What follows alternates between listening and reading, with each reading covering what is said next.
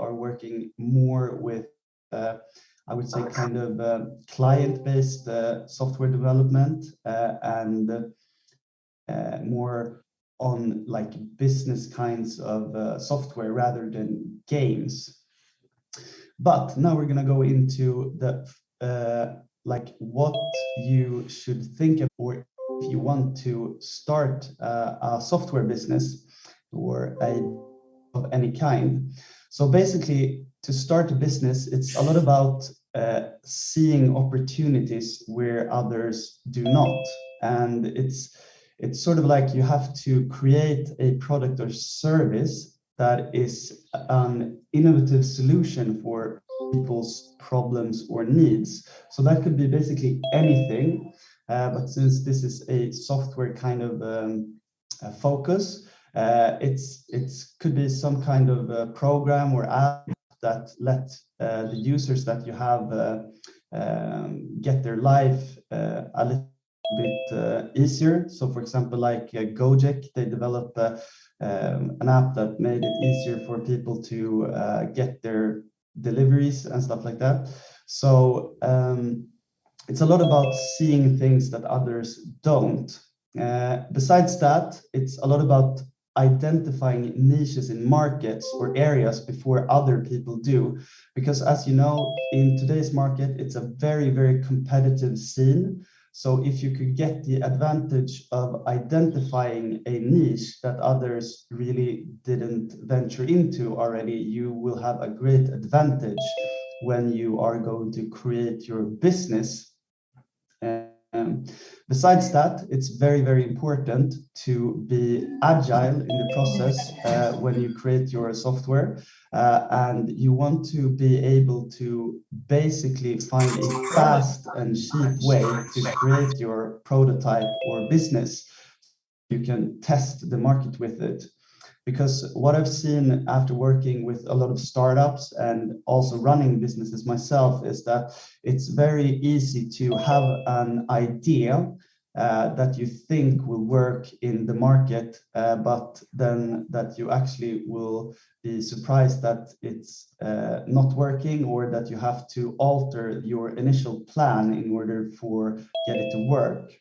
That's why it's very crucial for you to find a fast and cheap way to actually get started, so you can start building and improving on the concepts that is successful. And that leads us to the strategies that we used to build Frojo apps. And basically, back in 2013, when we started the company, the app market was very, very different from what it is today. Today, the app market is very, very commercialized. And by commercialized, I mean that nowadays it's a lot of big players in the industry that act on the market. And by players, I don't mean the actual game players, I mean the companies that act in this market.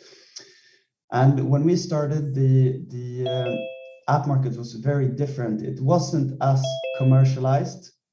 Obviously, there was a lot of big companies there too, but it was mostly dominated by smaller gaming studios and software houses that made games that was mostly designed to attract guys.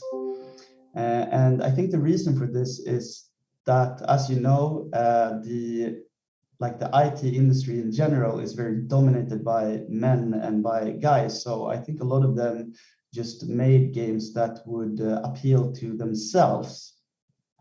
So what we saw was that there was this big kind of gap in the market to design games that was more appealing to girls. And another thing that we also saw that back in these days, most of the gaming companies were kind of focused on the sort of like higher economical countries such as the US or Europe, and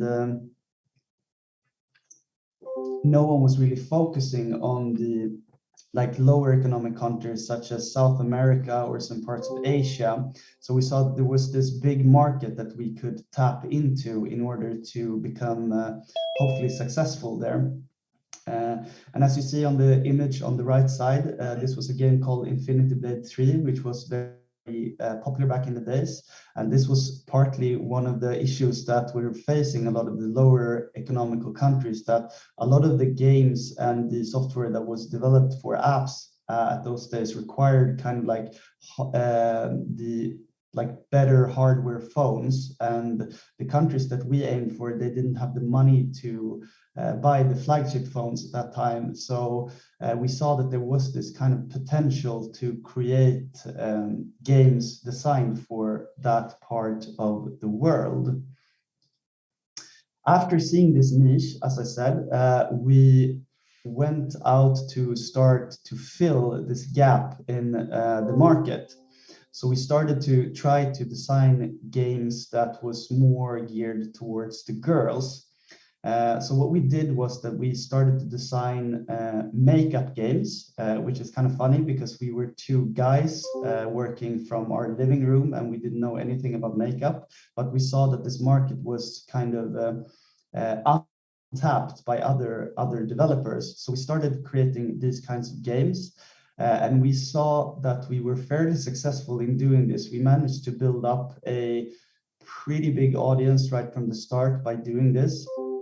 But in order to really grow the company, we had to set up a strategy to maximize our organic growth, because since we were just two guys running this at that time, we didn't have any money to put into marketing, basically. So we had to come up with smart ways to maximize the organic growth. So what we saw was that at this time in the Google Play market, there was this feature list called Top New Games.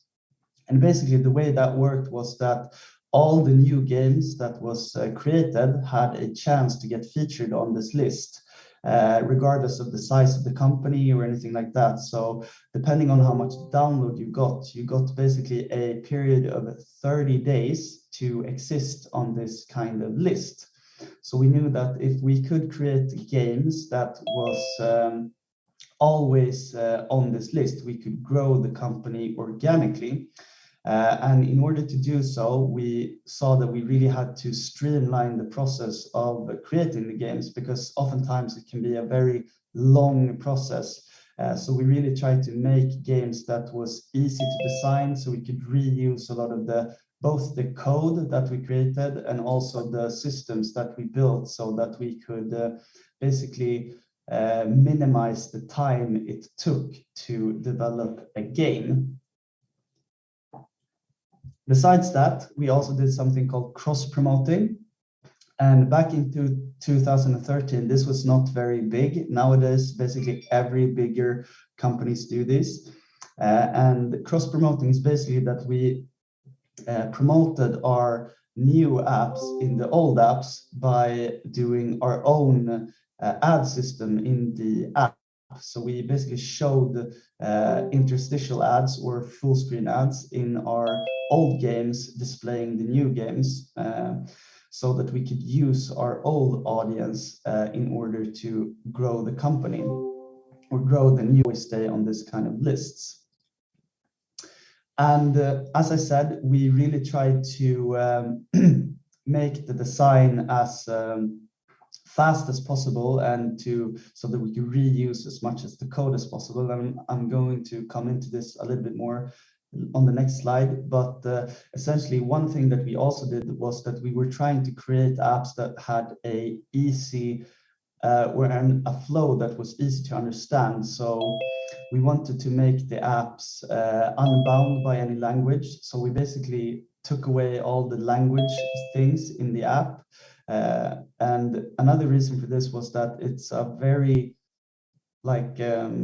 work-heavy process to translate the apps to different kinds of languages.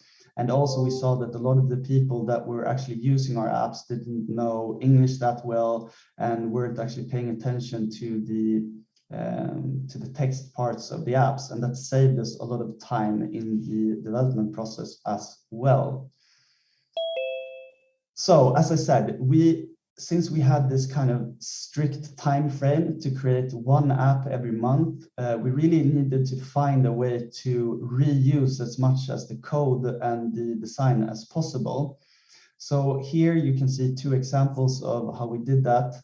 We tried to make for example, the UI of the app very similar. So we didn't need to recode the system of the elements that we have in the app as much as we would need if we would completely redesign the app. And we also tried to make it as like with the like systems that we had, we tried to make it as interesting as possible with just altering some parts of the design without making a game that would be exactly the same. And this in turn would cut our costs a lot when we would develop the game. So now that was a bit of a brief story about how we built the strategy from the old company. And now I'm going to talk a little bit about the current company, Aversoft Technologies, and why we started that and what actually made us see that this was something that would be successful here in Sweden. So in order for you to understand that, we're going to go over the state of the developers here in Sweden. So basically here in Sweden, it's very, very hard to find good developers, or at least to find developers overall. We have a great shortage of developers here. And what happens is that when we have this shortage, a lot of the companies, they really have to compete a lot for the few developers that exists here. And that is both good and bad. It's very bad for the businesses, but it's very good for the developers, obviously, because the terms of them increases so that they can earn more money, whereas the companies have to, as I said, compete a lot for the few developers that are here. And what essentially happens then is that it drives up the prices of development, and it tends to make some of the developers, I don't really want to say lazy, but at least complacent, that they know that even though they are at the company, it's not hard for them to like transfer to other companies because there is such a shortage of people here. And that affects a lot of the startup industry because, as I said, a lot of the startups are faced with having not so much financial aid as they would, and so that's one of the big issues. However, we do have a very, very strong startup culture here in Sweden, and in the city that I live, which is the capital, called S.Kom, actually produces the most unicorns in the whole world per capita, and we have a lot of like big companies coming from here, such as Spotify, Minecraft, and also Skype. So we really have this strong startup culture here in Sweden. However, as I said, there are a lot of issues with running startups here. And one of the issues is that there is, as far as we saw, a big lack of tech knowledge in the startups. Because most of the people who build their companies are from such backgrounds as myself, sort of like a business background. So they really don't have that much knowledge about how to build a successful tech company. So that is something that we saw that we could provide for a lot of the startups here. And also really help them to create a design that would be good for the users and that would save a lot of time and effort for many of the startups that we work with. So as I said, a lot of the issues facing them is that it's very expensive to create your first prototype. And by implementing a good design from the start, we saw that we can really drive down the prices for doing so that a lot of the startups actually can validate their ideas, and we can help them by doing that. So basically, a lot of the work that we do is that we need to guide our clients into how to design an app or software that works in the market. And we need to do that as cost effective as possible. And we are trying to do that by creating, in the initial stages, a great design that is easy for our developers to implement, and that they can understand easily, so that they don't have to we don't have to go like back and forth from the designer to the developer, and so that we waste a lot of time in that. And we're going to go over that shortly on how to design a system in the UI UX programs in order to facilitate less time spent on the process between the developer and the designer.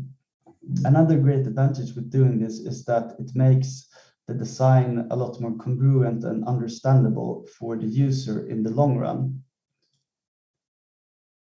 So now we're going to go into more of the design side of things and what actually makes a design good or bad. But first, we're going to talk about the benefits of setting up this kind of design system in the UI UX programs. And as I said, one of the great advantages of doing this is that it saves a lot of time for the designer and the developer. Because if you are, or this is something that we have seen when we have worked a lot with the startups that we have been working with, because a lot of them come to us with kind of like this rough they want us to implement. But when you implement the design that they have done, it's kind of like confusing for the developers to do that, because they kind of like don't know how to navigate in the design, and it's kind of like a big mess, and nothing really makes sense in the setup of the design. So by creating this kind of design system, we make it easier to understand the design, both for the developer and for the designer.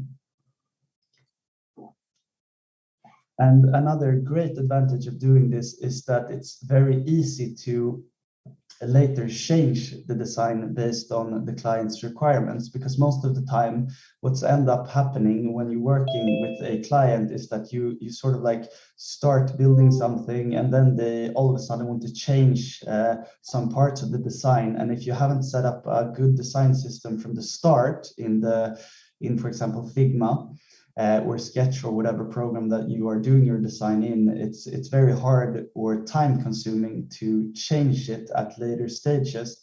So with a good design system, we kind of